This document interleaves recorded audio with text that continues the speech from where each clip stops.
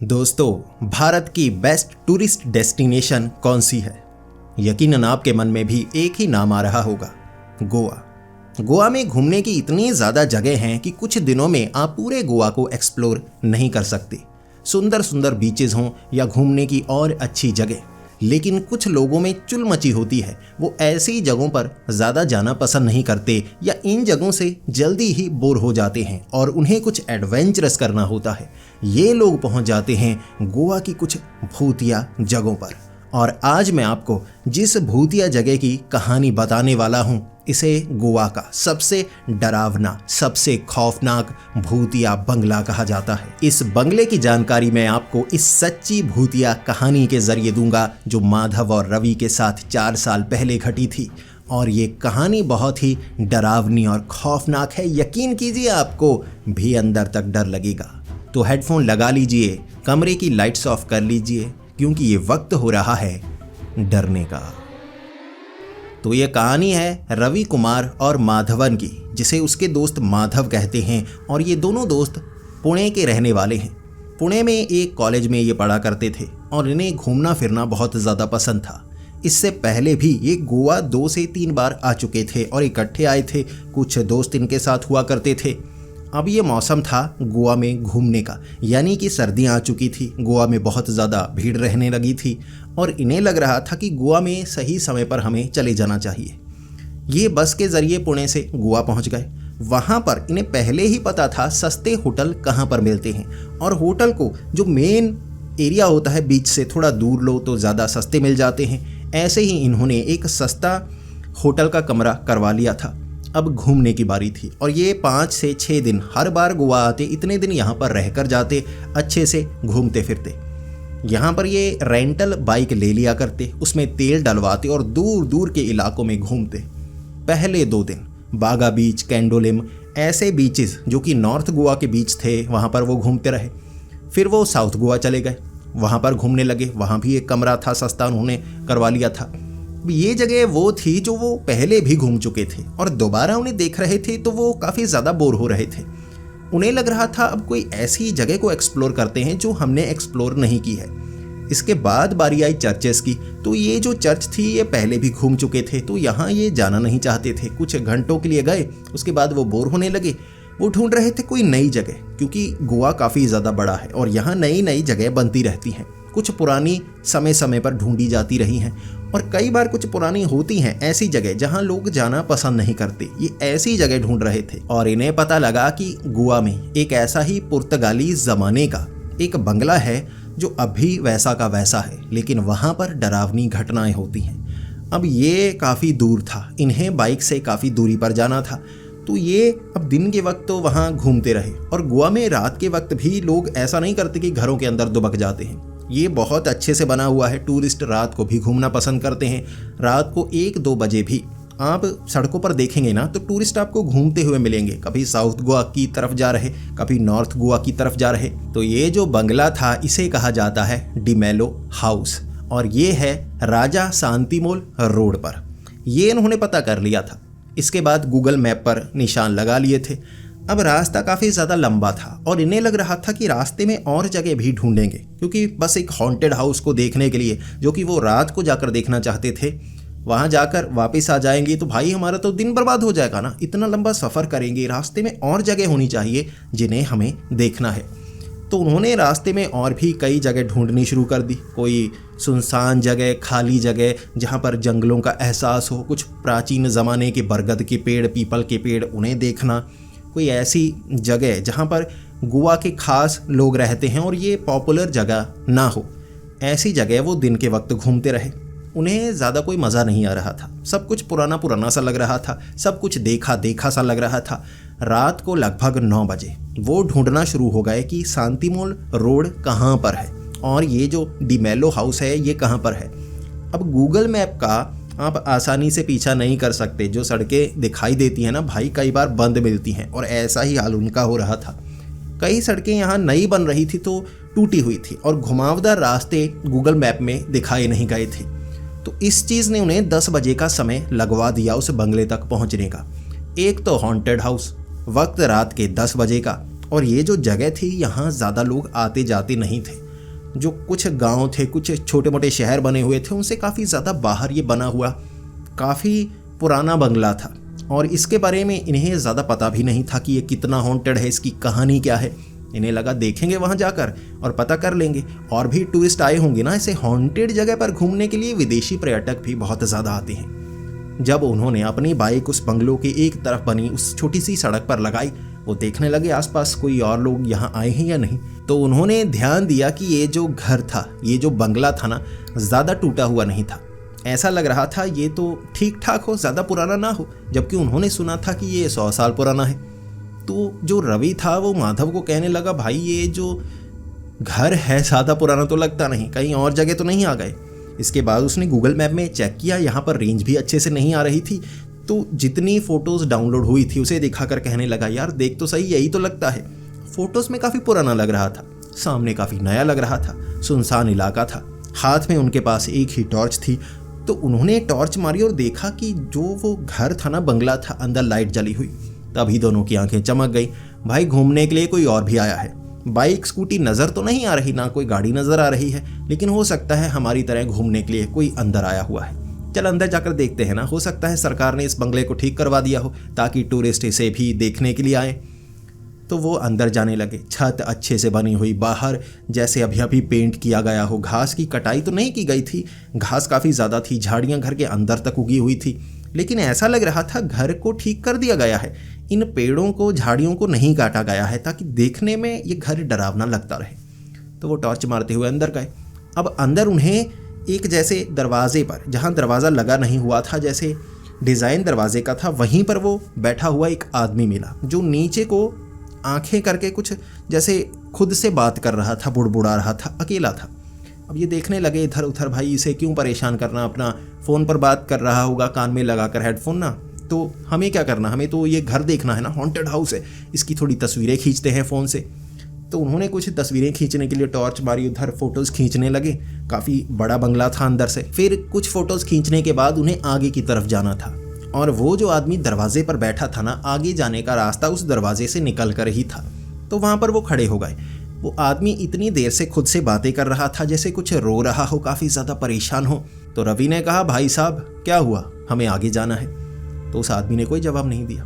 रवि ने फिर से सवाल पूछा कि भाई साहब क्या हुआ, कुछ बताएंगे, हम आपकी परेशानी सुलझा सकते हैं, वैसे हमें आगे जाना है, थोड़ा आप एक साइड हो सकते हैं। उसने फिर भी कोई जवाब नहीं दिया। इसके बाद रवि थोड़ा घबराया हुआ था, क्योंकि ये हॉन्टेड हाउस है, भाई कोई भूत ना निकल आए। तो थोड़ा डर था। माधव उसे रोके जा रहा था, चलना चलते हैं, दूसरी तरफ से निकलने का कोई रास्ता तो होगा। जो रवि था थोड़ा अखड़ू था, वो कहने लगा, नहीं यार यहीं से जाएंगे ना, कोई भूत थोड़े ना है। उसने कंधे पर हाथ रखा और वो आदमी ने अपना मुंह ऊपर की तरफ किया, और वो रो रहा था, उसकी आंखें पूरी तरह से लाल हो चुकी थी। तब जो रवि था उसने सवाल किया, क्या हुआ भाई, आप जवाब भी नहीं दे रहे। तो उसने कोई जवाब नहीं दिया, जैसे गूंगा हो, बस उंगली से इशारा कर दिया। उसने इशारा अंदर की तरफ किया था और एक तरफ को हो भी गया था कि वो आगे जा सके। जैसे ही वो आगे गए, उन्हें एक और कमरे में एक और आदमी दिखा। अब उस आदमी के हाथ में एक जैसे हथियार था और हथियार लेकर वो खड़ा। ये चीज़ देखकर ना दोनों बहुत ज़्यादा डर गए। उन्हें लगा, भाई यहाँ चोर उचक्के, डाकू वाकू लुटेरे कुछ हुए ना भाई, हम तो बहुत बुरे फंसे। हाथ में हथियार है उसके। एकदम से रवि तो घबरा गया था। जो सबसे ज़्यादा बहादुर बनना चाहता था, दिखावा करता था, वो सबसे पहले डरा, चीखा, पीछे की तरफ हो गया। माधव भी उसके साथ था। दोनों ने एक दूसरे के हाथ पकड़ लिए कि ये हम पर हमला तो नहीं करना चाहता। अब वो जो आदमी था वो भी कुछ बोल नहीं रहा था, उंगली से इशारा कर रहा था, जैसे बोलने की कोशिश कर रहा हो, गुस्सा कर रहा हो। और वो गुस्सा कर रहा था जैसे उस नीचे बैठे हुए आदमी पर।